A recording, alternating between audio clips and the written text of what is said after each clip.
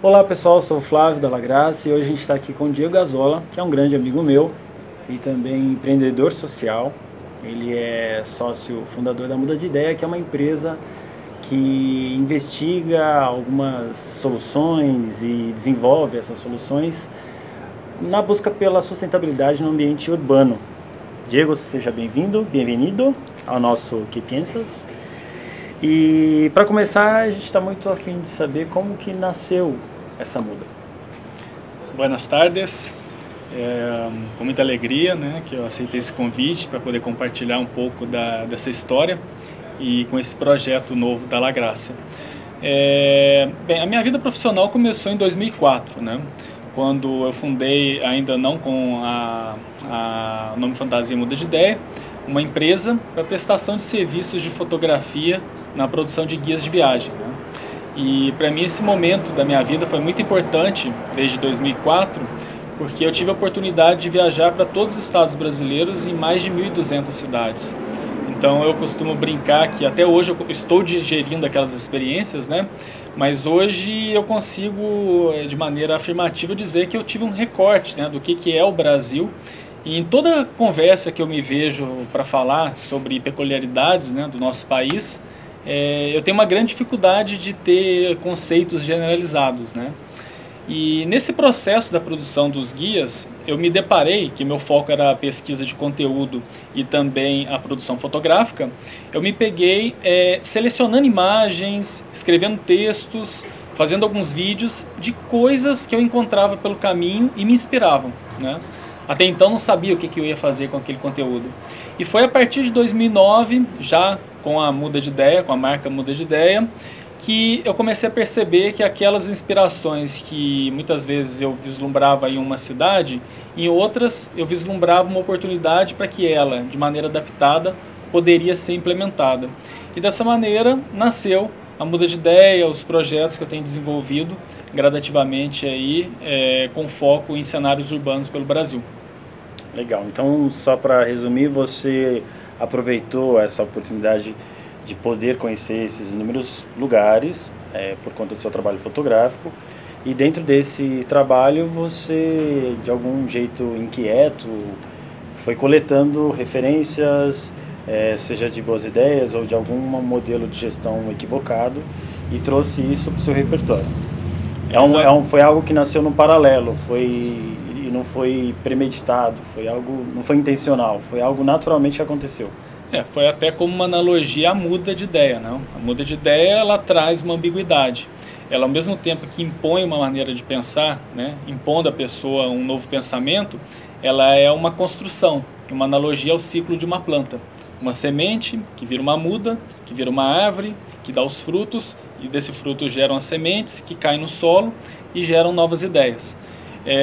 Além dessa busca de conteúdo, de referências, também é importante enfatizar a rede de contatos, né?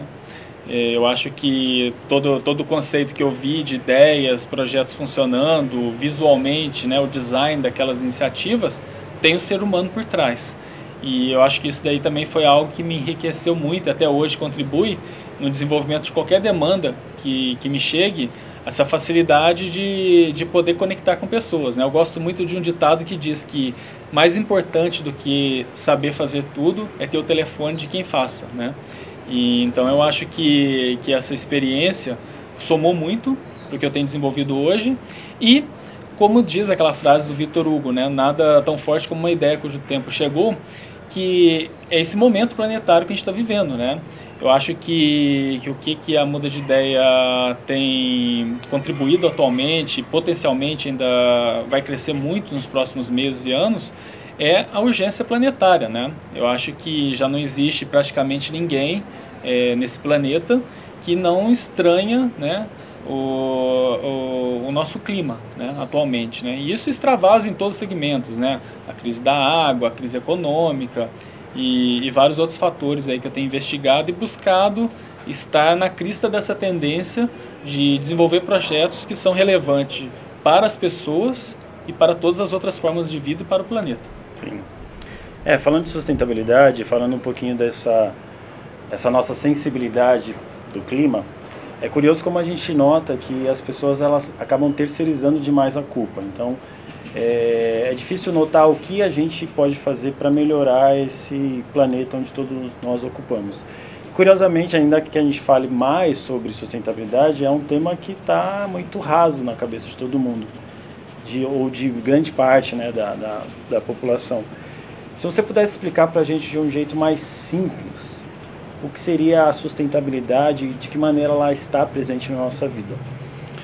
O termo sustentabilidade, ele ainda é muito associado à reciclagem, né? As pessoas associam uma contribuição ao planeta se você recicla o seu lixo. Inclusive hoje, no dia dessa entrevista, é o Dia Mundial da Reciclagem, né? É importante a gente relembrar disso. Mas a reciclagem, ela pode ser vista como a sustentabilidade em uma perspectiva de futuro, né? Uma perspectiva de futuro não só dos seres humanos, mas até das próprias embalagens. A partir do momento que você coloca um ciclo, né, com essa visão de economia cíclica, você está contribuindo com o futuro do planeta. Então, a sustentabilidade, para mim, né, é uma visão de você conseguir enxergar como que você está conectado com o todo e o todo com você. Eu também costumo usar algumas analogias, assim, muitas pessoas deixam de fazer a sua parte, né, para contribuir com um mundo melhor, porque elas se enxergam pequenas, né? Um planeta de 7 bilhões de pessoas, a complexidade dos desafios. Mas eu costumo dizer assim, enquanto indivíduo, enquanto a esse corpo que você tem, né? Você consome a mesma quantidade de água do que um presidente da república, do que um ator famoso, do que você, ele, todos que estão aqui. O que muda é o nosso poder de decisão, de influenciar políticas públicas, mas enquanto indivíduos, cada um pode dar a mesma contribuição. E mesmo estando atuando nesse segmento, né, desde 2004, eu percebo que a cada dia eu aprendo. Nunca exaure, nunca tem uma solução de que, tomar banho de 3 minutos. Até porque eu acredito que a transformação, ela vem quando você conecta o seu racional com o emocional. Porque se você ficar muito focado em, assim, eu vou contribuir com um mundo melhor, tomando banho de 3 horas, usando somente bicicleta, não comendo carne, fica uma maneira muito impositiva, negativa, que chega um momento que você exaure, porque você vai muito pelo racional. Agora, quando você se desperta por meio de uma experiência do emocional, o quão interessante pode ser, por exemplo, você transitar em uma ciclovia em uma cidade, o quão interessante é você pensar que você tem um cachorro de estimação e você deixou pelo menos uma vez na semana de comer uma vaca, né? No sentido, pensando somente no animal, você já está fazendo parte da mudança. Sim, você que você gerou de alguma maneira o bem, uma experiência positiva para ti e para o outro de alguma maneira. Exatamente, isso influencia o emocional em jogo. Exatamente, isso influencia no todo. Então, eu tenho estudado muito a partir da experiência, até acho que a gente vai falar mais adiante sobre a virada Zen, né, que foi essa experiência que a gente teve no mês passado de organizar aqui em São Paulo. Essa dualidade da gente conseguir enxergar o todo e ao mesmo tempo a si mesmo, né? O desenvolvimento pessoal, o quão que isso influencia você enxergar o que está lá fora, né? E esse equilíbrio, né? Então eu consigo ver em 2 extremos, não conseguindo dizer se um é mais importante que o outro, mas tão importante quanto a sustentabilidade como uma visão do todo e o Zen ou espiritualidade, essa visão para dentro, né? Você se entendendo, você sendo a transformação que você deseja para o mundo, como a frase do Ganji, você replica isso para fora, né? Então, os meios são muitos, agora eu acho fundamental as pessoas se atentarem a fazer parte da solução. E quando a gente fala pessoas aqui, são universos até de pessoas jurídicas, né? Sim. Até das empresas contribuindo com um mundo melhor, né? E a gente tem observado muito essa questão da reocupação dos espaços, né? As pessoas tomando os espaços públicos para si, buscando se conectar através das mídias sociais, através das mídias digitais, temas que conectam por afinidades, e as pessoas estão encontrando multicaminhos de contribuir com um mundo melhor, né? E as empresas já estão vislumbrando isso. Tem grandes corporações que fazem estudos de tendência, que estão na crista da onda, né? A gente poderia mencionar, por exemplo, o Itaú, tudo que eles têm feito aí voltado para o espaço público, porque já percebeu que as pessoas estão buscando fazer parte dessa mudança e contribuir com um mundo melhor, né? Agora, um segmento que dentro da muda de ideia, que a gente enxerga como um grande filão de mercado, nesse termo um termo da publicidade, da propaganda, são as pequenas cidades brasileiras. Sim. Cidades que muitas vezes o escritório comercial de uma grande corporação, ela está numa São Paulo, na capital do estado, mas a área de influência dela, onde acontecem as operações, é no interior. Citando como exemplo a Alcoa, em Juruti, no Pará, a própria Samarco, né, que agora todo mundo conhece, a Samarco, Mariana, infelizmente, né? Cidade de Barroso. Sim. Bom, Diego, só para a gente retomar a pergunta e a gente poder amplificar esse conceito de sustentabilidade e essa ideia simplória de que está só ligado à reciclagem. Você nos trouxe aí alguns exemplos, mas se você pudesse listar algumas frentes que a sustentabilidade pode atuar e para que a gente possa realmente amplificar o real significado da sustentabilidade. Você falou um pouco de alguns projetos, mas, enfim, tendo uma visão macro, quais frentes a sustentabilidade hoje pode atuar?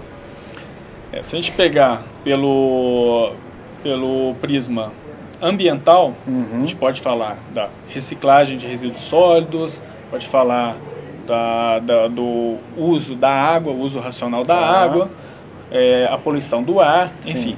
Mas a gente pode pensar também... Trazer isso para o ambiente urbano. Para o ambiente urbano e na relação entre as pessoas. Se a gente fala de equidade de gênero, por exemplo, inserção de deficientes no processo, a gente está falando perspectiva de futuro. Porque a sustentabilidade é para todos, né? Para todas as formas de vida. Então, eu acredito que a gente vai ter que aprender a lidar no planeta com cada vez mais restrições, né, naturais, em função dos extremos climáticos e tantos outros fatores, a viver melhor utilizando o menor impacto possível, né? E aí a gente tem aí o conceito da economia, né, compartilhada, economia cíclica, em evidência, grandes empresas surgindo aí nesse segmento e outras menores também, pulverizando aí por todo o Brasil, que eu acredito que é o futuro. Então, essa crise econômica que a gente tem vivenciado hoje, ela tem também uma base no ambiental, né?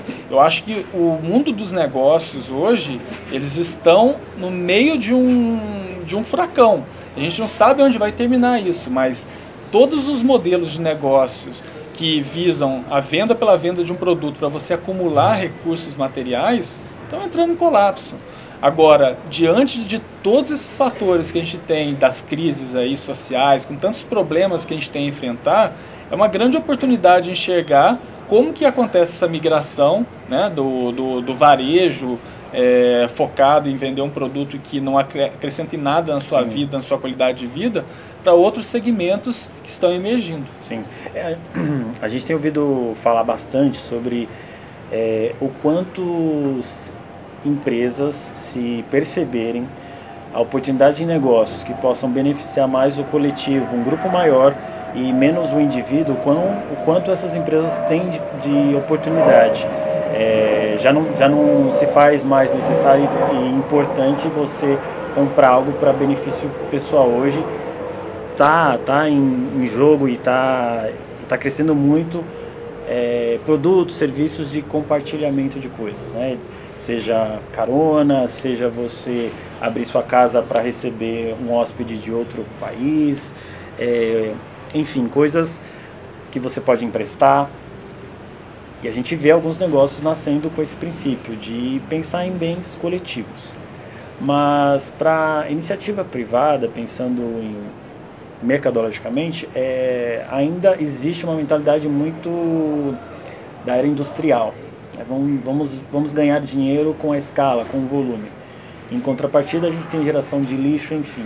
Como é que a gente pode, de alguma maneira, poder influenciar mais a mentalidade desses grandes empresários para repensar modelos de negócio que possa beneficiar maiores grupos, uma mentalidade muito mais coletiva e menos no indivíduo? Que caminho que você acredita que poderia influenciar essas grandes empresas?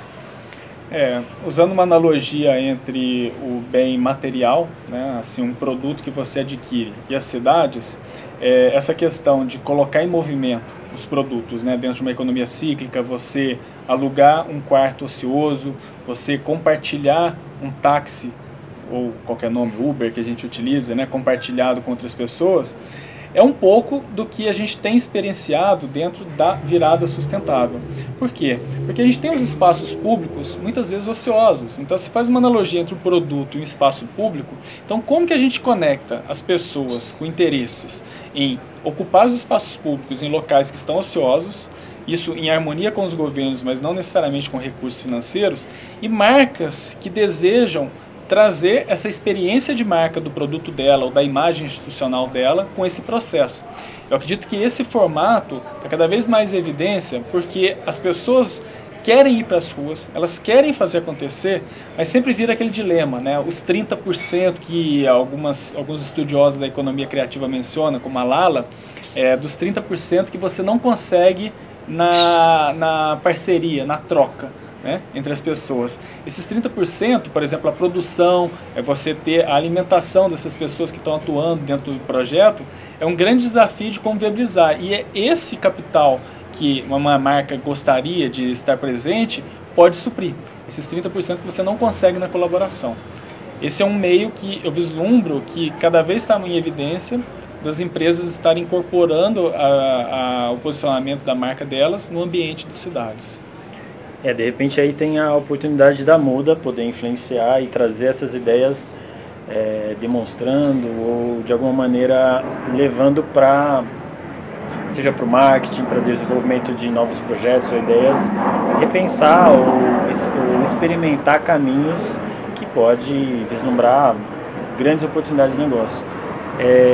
Eu tenho percebido, com essa nossa relação de amizade, que você tem testado alguns projetos na sua cidade. Nós dois como mineiros, você vai lá em Varginha e de alguma maneira você implementa algumas ideias coletadas por aí. Nos conta um pouquinho de como que é esse seu processo, tem dado certo, o que você tem percebido como feedback, como melhoria nesse conjunto, ou em algum bairro ou na própria cidade de Varginha, Minas Gerais. Uhum. Eu nasci em Varginha e nunca deixei de ter essa relação com a minha cidade natal. Como fica a 300 quilômetros de São Paulo, é uma oportunidade também de rever amigos e familiares. Então Varginha para mim é uma cidade média, de cerca de 130 mil habitantes, que proporciona essa possibilidade de prototipagem.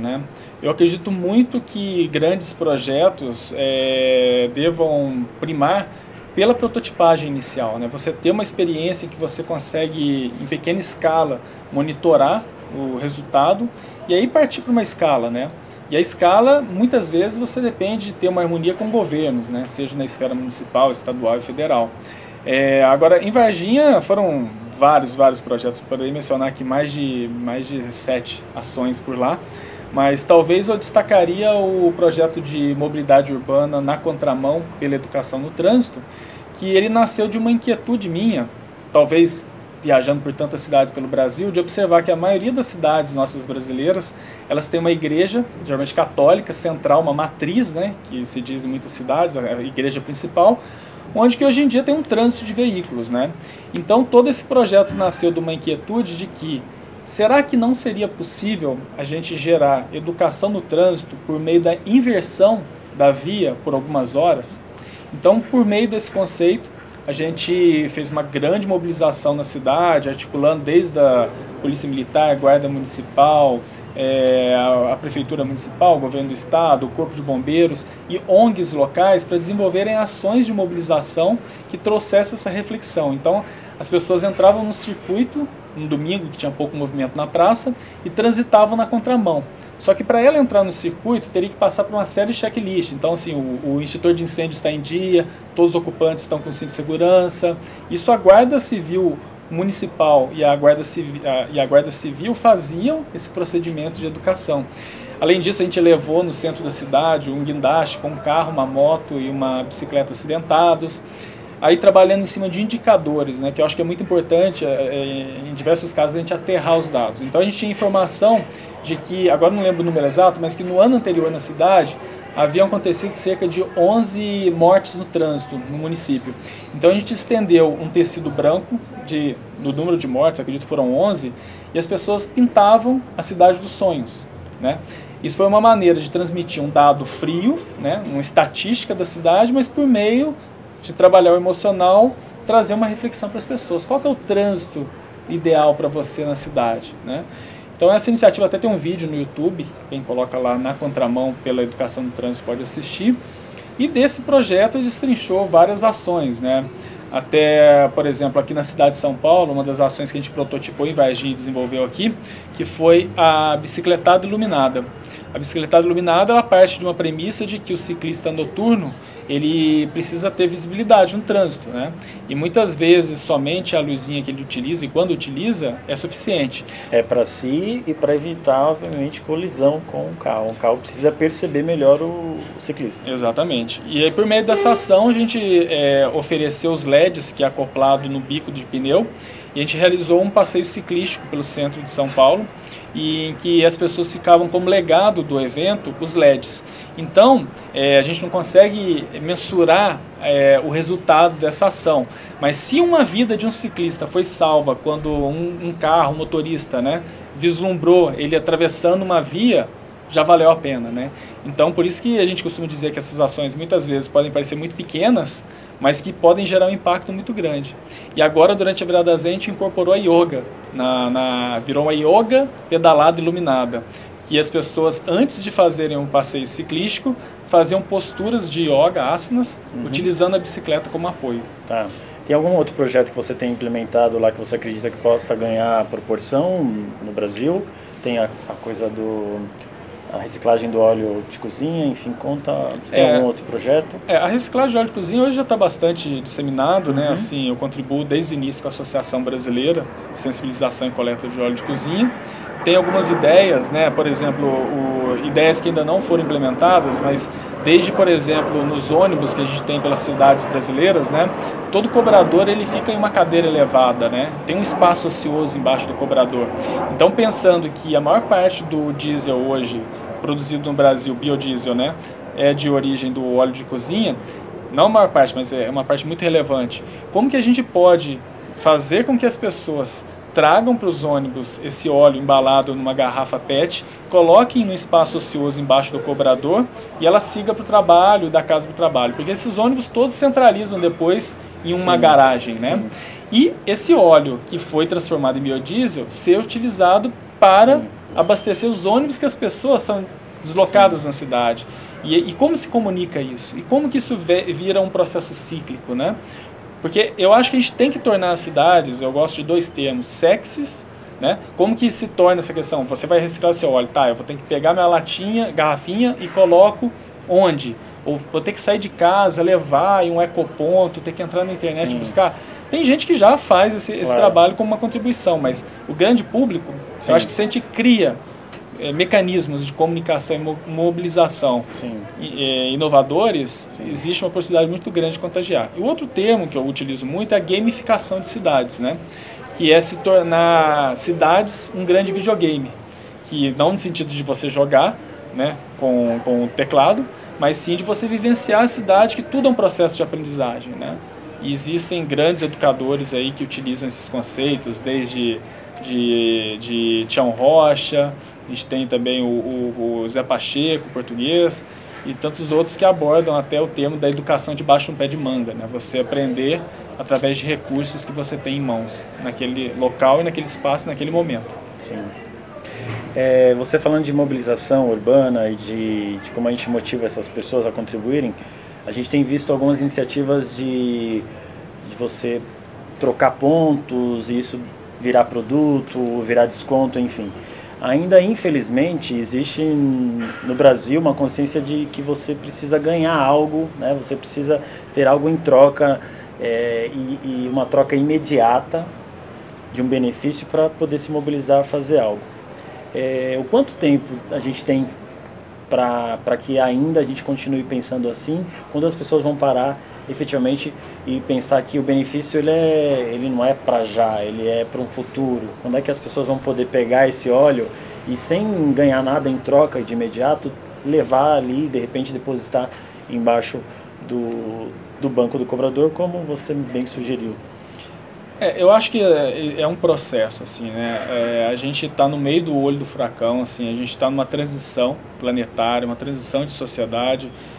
Eu acho muito válido programas de fidelização, por troca de pontos, por reciclagem. Existem vários modelos acontecendo hoje em dia. Claro que ainda não numa escala do tamanho dos desafios que a gente tem no Brasil, mas essa mudança, ela está vindo, eu acredito que devido à emergência desse futuro que já chegou, né? A cada mês, ontem foi divulgado pela NASA que o mês de abril foi o mais quente da história, o de março foi o mais quente, o de fevereiro foi o mais quente, ou seja, a gente só vai passar a bater recordes.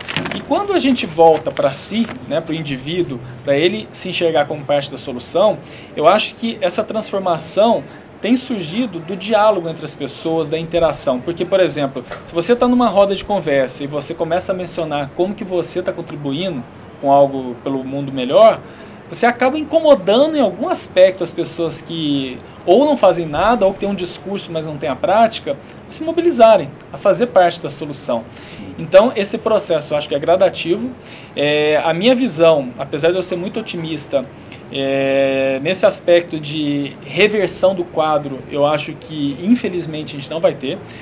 O termo que daqui a pouco vai estar mais em evidência, que é resiliência, né? São termos técnicos que mostram como que a gente vai se adaptar a esse novo planeta, vai estar cada vez mais, né, na boca das pessoas, porque o saudosismo vai tomar conta. Bom, Diego, você estava contando aí pra gente o quanto finalmente, ou infelizmente, a gente já percebe as modificações no planeta, seja pelas constantes recordes de temperatura, ou recentemente a gente vive aí uma crise real na região sudeste, crise hídrica, que a gente recebe informações de que ela está controlada, mas a gente sabe que existe aí uma informação um pouco escondida.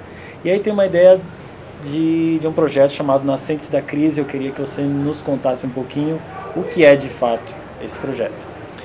Antes de introduzir sobre Nascentes da Crise, só um esclarecimento, assim, que existe uma confusão muito grande em as pessoas associarem previsão do tempo com as mudanças climáticas. Assim, o tempo, eles são os fatores meteorológicos em um recorte de um prazo muito curto. Já o clima é um período muito longo da análise dessa temperatura. Então, quando a gente fala do calor que a gente está sentindo, não é essa mudança climática que os cientistas adotam, tá?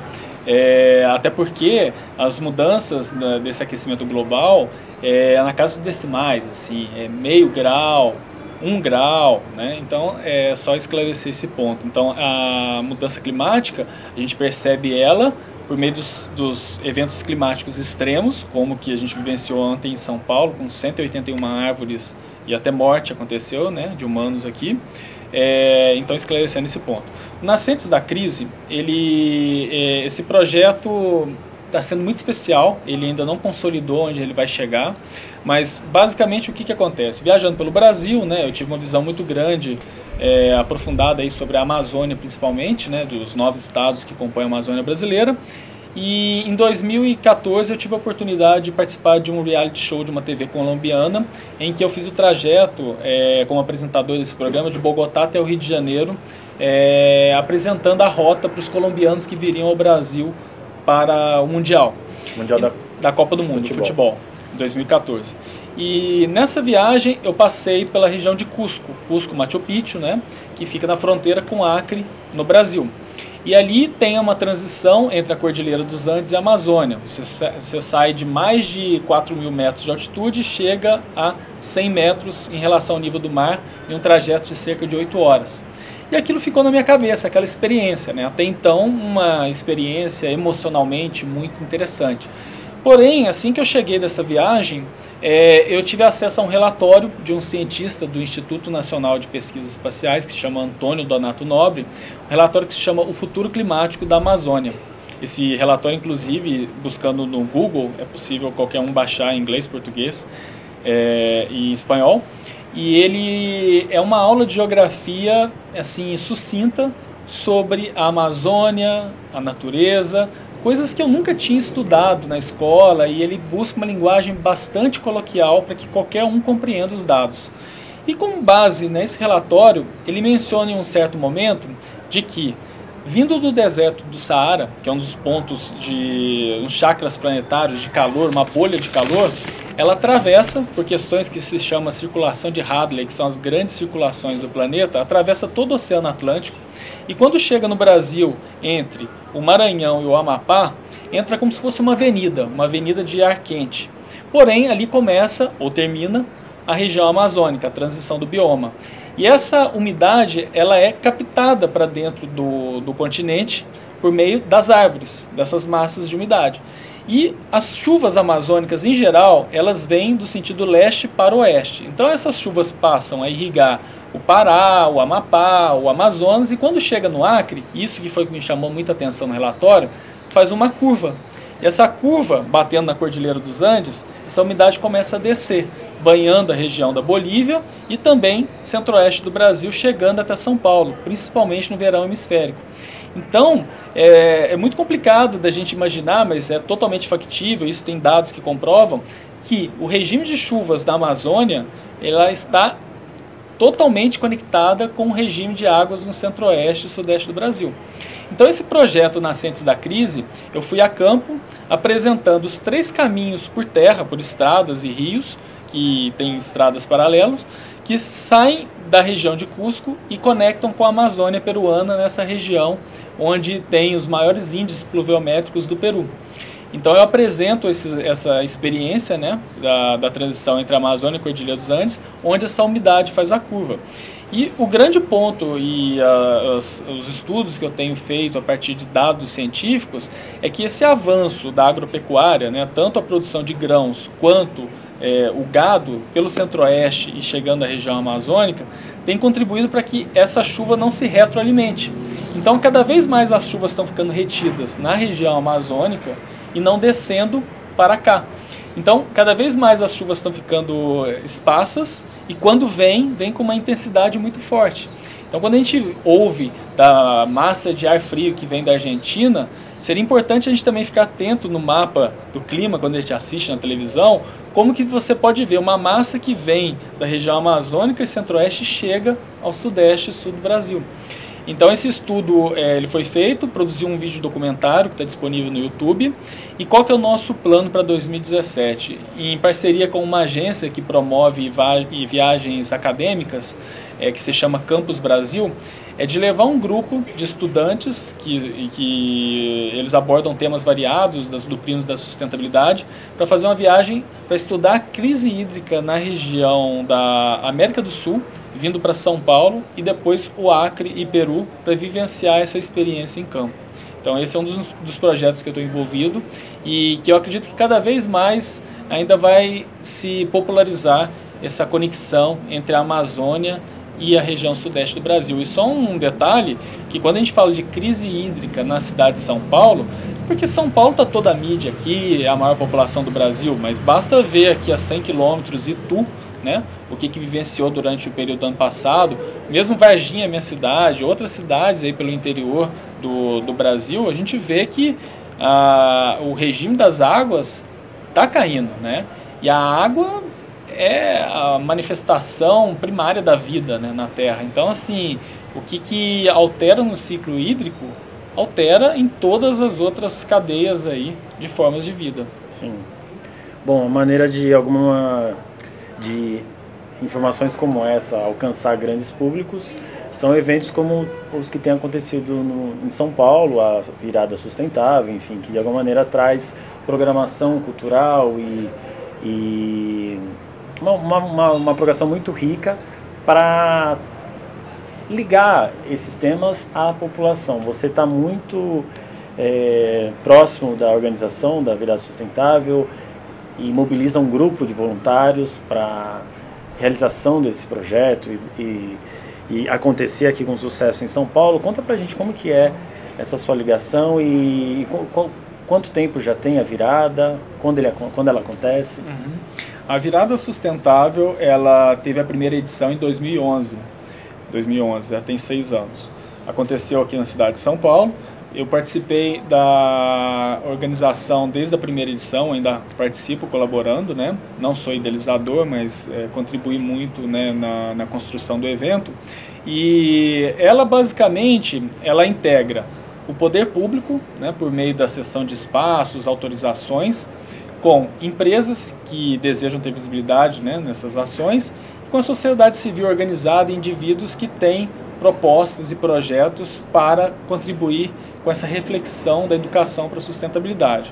Então a virada hoje em dia ela acontece no mês de agosto, ela tem durante a semana, prioritariamente na quinta e sexta-feira, uma abordagem teórica voltada muito para conteúdo, que é voltado para um público que já tem informação, mas que deseja aprofundar em alguns dos temas. Então, por exemplo, a equidade, hortas suspensas, cisternas, mobilidade urbana, por meio de debates, rodas de conversas, workshops, palestras.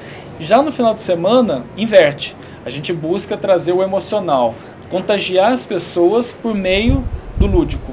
Então isso se dá em espaços como parques, praças, avenidas, que é o momento da gente contagiar um público que ele não tem acesso à informação ou que nunca foi sensibilizado. Então a virada tem essa busca do equilíbrio, né, do teórico com o prático, do lúdico com o racional, e ela está em um processo de expansão. Já aconteceu na cidade de Valinhos, aqui próximo a Campinas, Manaus e Porto Alegre. Ainda esse ano estão previstas outras cidades, inclusive uma nova edição em Manaus, e essa metodologia, a intenção é que ela se espalhe pelo Brasil, algo como uma franquia, né, social, que ainda está sendo estudada, qual que seria o formato, mas que a gente acredita que qualquer cidade tenha esse potencial para que acolha esse evento e que priorize atrações locais, né? Mesmo em cidades onde a virada está sendo desenvolvida fora de São Paulo, a gente tem mapeado diversas iniciativas que já acontecem ou que gostariam de ter um espaço, mas que não tinham ainda uma oportunidade. Então a virada vem como esse espaço acolhedor para que as pessoas coloquem as ideias por um mundo melhor em movimento.